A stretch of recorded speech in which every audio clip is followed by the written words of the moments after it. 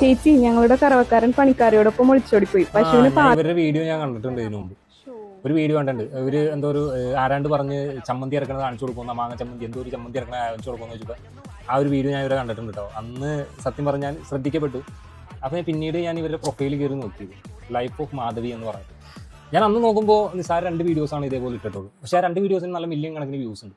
പിന്നീട് ഞാൻ അവരുടെ പ്രൊഫൈലിന്റെ അടിയിലേക്ക് പോയി നോക്കിയപ്പോൾ അത്യാവശ്യം ചെറിയ വ്യൂസ്, വലിയ വ്യൂസ് ഒന്നും ഇല്ലാത്തൊരു അവസ്ഥ. ഇവർ ഈ ഒരു വീഡിയോ ഇട്ടതിന് ശേഷം ഇവർ ആദ്യമായിട്ട് ഫസ്റ്റ് ഇടുന്ന വീഡിയോ ഇട്ടപ്പോൾ 5 മില്യണോ അങ്ങോട്ട് മില്യൺ വ്യൂസ് വന്നു, ഫോളോവേഴ്സ് വന്നു, ലൈക്ക് വന്നു. പിന്നെ അങ്ങോട്ട് കച്ചടി കയറ്റം. അതായത് ചക്ക ചുള ഒരിക്കുന്നത്, വിറക് അടിയുന്നത്, പശുവിനെ കറക്കുന്നത്, അതുപോലെ തന്നെ നമ്മുടെ വാഴ നടന്നത്, അങ്ങനെ അനവധി വീഡിയോസ് ഉണ്ട്. മില്യൺ, ചിലപ്പോൾ മണിക്കൂറുകൾ കൊണ്ട് മില്യൺ.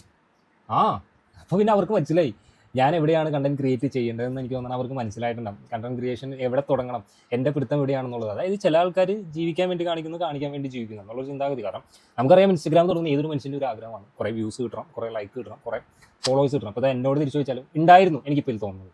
സത്യം പറഞ്ഞാൽ എനിക്കിപ്പോൾ ഒരുപാട് ഫോളോവേഴ്സ് കയറണം എന്നുള്ളൊരു ചിന്താഗതി ഇല്ല, ഒരുപാട് വീഡിയോസിന് വ്യൂസ് കിട്ടണം എന്നുള്ളൊരു ചിന്താഗതി ഇല്ല. അതെന്തുകൊണ്ടാണെന്ന് അറിയില്ല. ആദ്യമൊക്കെ ഒരു മില്യൺ എന്ന് പറയുമ്പോൾ ഭയങ്കര അതിശയമാണ്, നിൻ്റെ വീഡിയോ മില്യൺ കയറിയല്ലോ. ഇന്നിപ്പോൾ മില്യൺ എന്ന് പറഞ്ഞപ്പോൾ എനിക്ക് തോന്നുന്നില്ല. ഇല്ലാത്തവന് ചിലപ്പോൾ അത് വലുതായിരിക്കും, എനിക്കങ്ങനെ തോന്നിയിട്ടില്ല. എന്തും കാണിച്ചിട്ട് വീഡിയോ ഇട്ട് അത് ക്രിയേറ്റിവിറ്റി കൂട്ടി അതിന് വ്യൂസ് കൂട്ടി ലൈക്ക് കൂട്ടി ഇനി എന്തായാലും ഇതുപോലെ ചെയ്യാൻ എനിക്ക് പറ്റില്ല, എനിക്ക് കഴിയില്ല. എന്തായാലും കാണുന്നവരൊക്കെ കണ്ട് ആസ്വദിക്കുക. അല്ലാണ്ട് ഇപ്പം എന്താ പറയണേ, ഇപ്പോൾ അവരെയും കുറ്റം പറയാൻ ഇതിലപ്പുറമായിട്ട് കാണുന്നവരൊക്കെ ഉണ്ട് റീൽസിലും ഇതിലൊക്കെ.